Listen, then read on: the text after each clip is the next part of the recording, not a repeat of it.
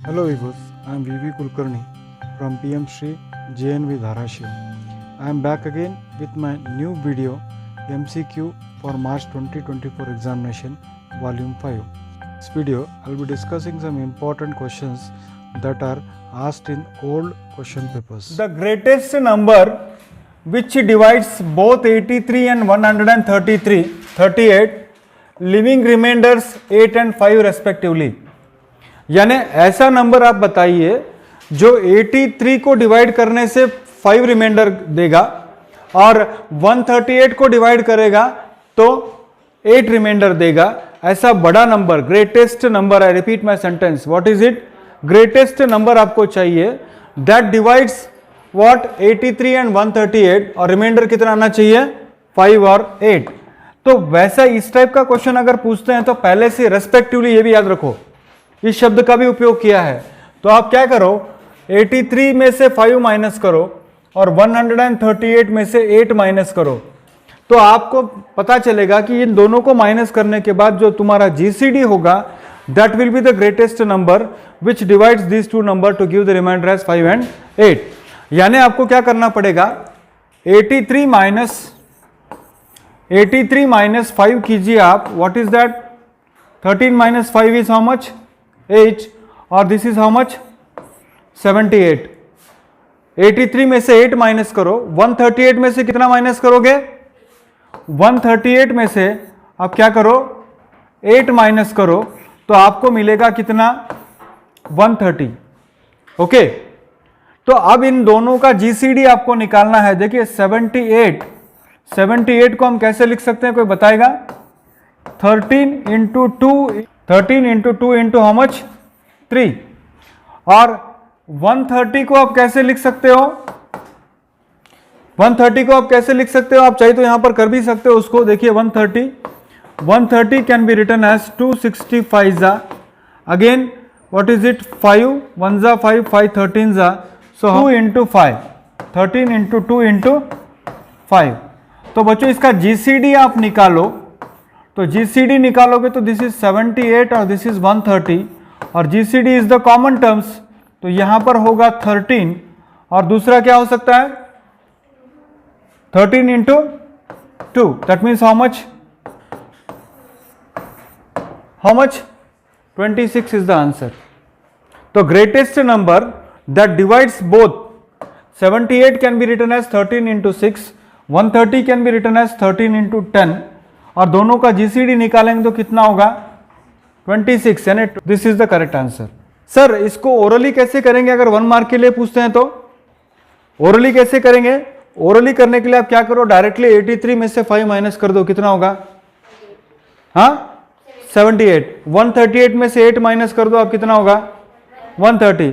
तो 78 और 138 को इसमें अब देखिए 13 हो सकता है या 26 हो सकता है. तो 26 के टेबल में अगर 78 भी जा रहा है 130 भी जा रहा है तो जीसीडी क्या होगा? तो ये ओरली करने का तरीका है.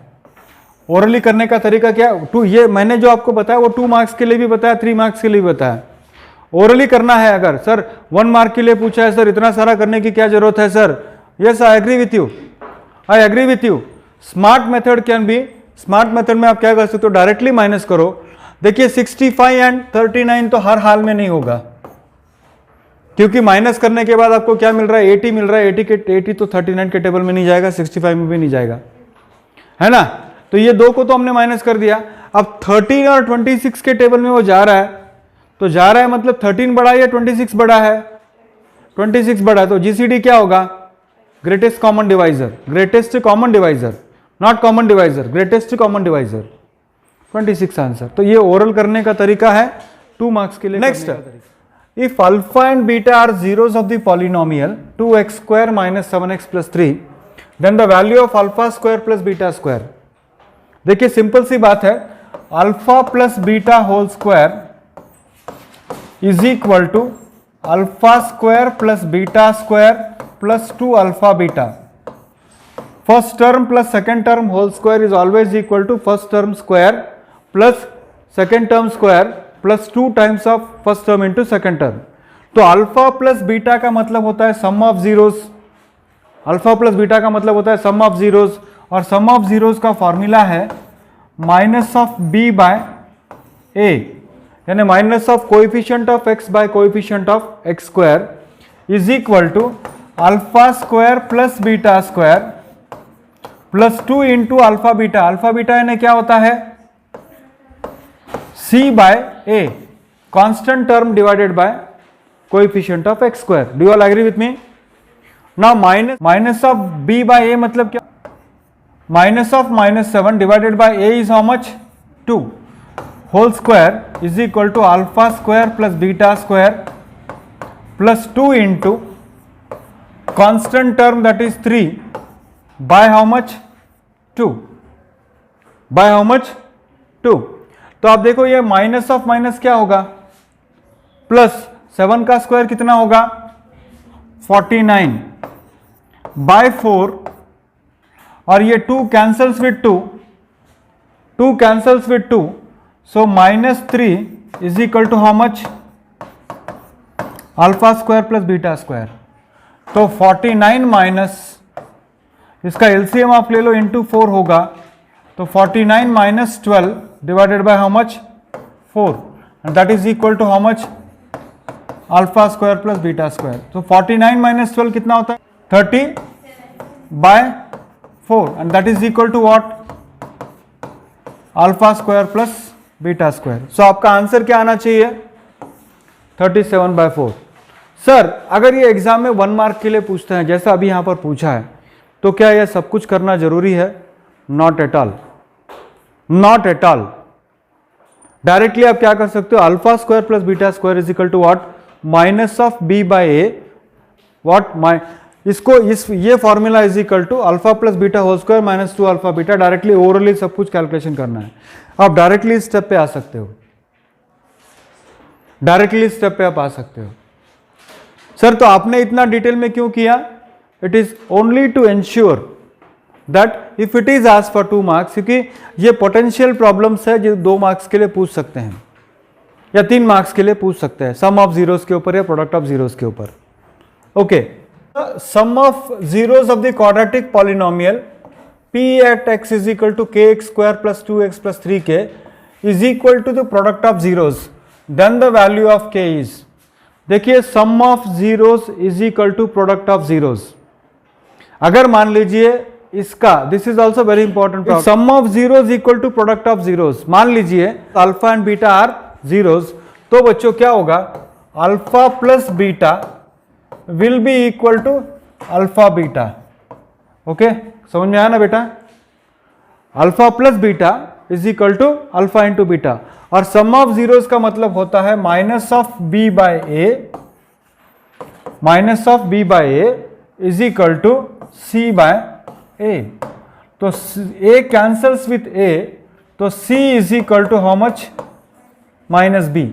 यानी देखिए माइनस बी, देखिए बी होता है ये 2, राइट, तो ये होगा -2, और c होता है, what is c, 3k, so 3k is equal to -2, so k equals to -2 by 3।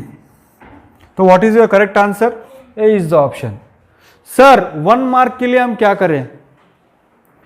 1 mark के लिए अगर आपको संभव है, if at all it is possible, आप एक काम करो, आपको एक सिंपल टेक्निक में बताता हूं। जब भी sum of zeros equal to product of zeros होता है, उस समय इस फॉर्मूले को याद रखो, what is it, c equal to minus B. whenever sum of zeros equal to what is it, product of zeros, then the value of c is always equal to what, minus b। तो ये formula आप use करोगे तो 1 second के अंदर आपका answer आ रहा है। c की वैल्यू डाल दीजिए आप, c की वैल्यू कितनी है, c की वैल्यू कितनी है 3k, और b की वैल्यू कितनी है 2 है, तो -2, तो डायरेक्टली आंसर आ जाएगा। This is the secret to do the problem for 2 marks के लिए डिटेल, और 1 मार्क के लिए अगर संभव हो तो कीजिए, वरना थोड़ा आपको सॉल्व करना पड़ेगा। Am I clear, am I clear? Sum of zeros equal to product of zeros अगर होता है तो ये स्थिति में this is the method that you have to use. Okay, next question. Next question आपको दिया है if x equal to a and y equal to b, if x equal to a, y equal to b, represent the lines which are, अगर x की value a है और y की value b है तो जवाब क्या होगा? पैरेलल लाइन होगा, intersecting line at B A होगा, कोइंसिडेंट लाइन होगा या intersecting line at A B होगा? हाँ, ऑप्शन डी। बच्चों अभी तक आपने किया है कि जब भी कोई लाइन इंटरसेक्ट करता है, जब भी कोई लाइन इंटरसेक्ट करता है तो आपके पास क्या मिलता है? यूनिक सोल्यूशन मिलता है। तो ए और बी क्या होगा? यूनिक सोल्यूशन होगा, है ना। दो लाइन इंटरसेक्ट कर रहे हैं और जब इंटरसेक्ट करते हैं तो आपको क्या मिलता है? x की वैल्यू मिलती है, y की वैल्यू मिलती है। यहाँ 2, 3, 4 कुछ भी हो सकता है। हाँ, बच्चे गलत कहाँ करते हैं पता है क्या? उनको लगता है सर BA भी हो सकता है। BA क्यों नहीं हो सकता है? यस, हम लोगों को पता है कि जब हम लोग उसको ऑर्डर्ड पेयर में लिखते हैं तो x कोऑर्डिनेट पहले लिखा जाता है, y कोऑर्डिनेट क्या होता है? बाद में लिखा जाता है। इसलिए BA के झांसे में मत आओ। Don't get scared of that और don't get what is it tempted to write BA। It should be what? It should be what?